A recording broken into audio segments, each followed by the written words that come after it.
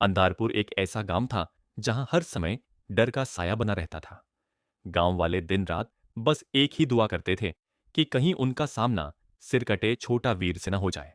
हर रात ठीक 9 बजे छोटा वीर की आत्मा, जिसका सिर कटा हुआ था, एक जादुई झाड़ू पर बैठकर पूरे गांव में निकलती थी।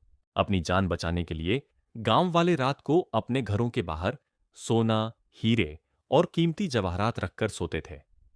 छोटा वीर की आत्मा उन कीमती चीजों को उठा ले जाती थी, लेकिन जिस घर के बाहर उसे कुछ भी नहीं मिलता, उस घर के लोगों को वह एक एक करके मार देता था।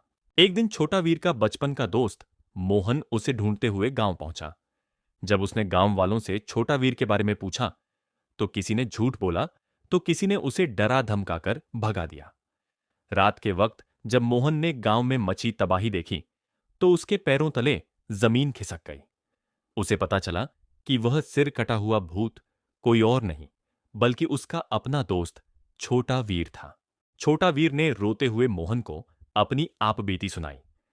कुछ साल पहले यह गांव बहुत गरीब था। छोटा वीर ने अपनी हवेली के पैसों से स्कूल बनवाए, गरीबों की मदद की और गांव को आगे बढ़ाया। लेकिन गांव के कुछ लालची लोगों ने उसके खजाने पर नजर डाल दी। उन्होंने मिलकर छोटा वीर पर हमला किया और उसकी हत्या कर दी। मरने के बाद गांव वालों ने उसका सारा खजाना आपस में बांट लिया।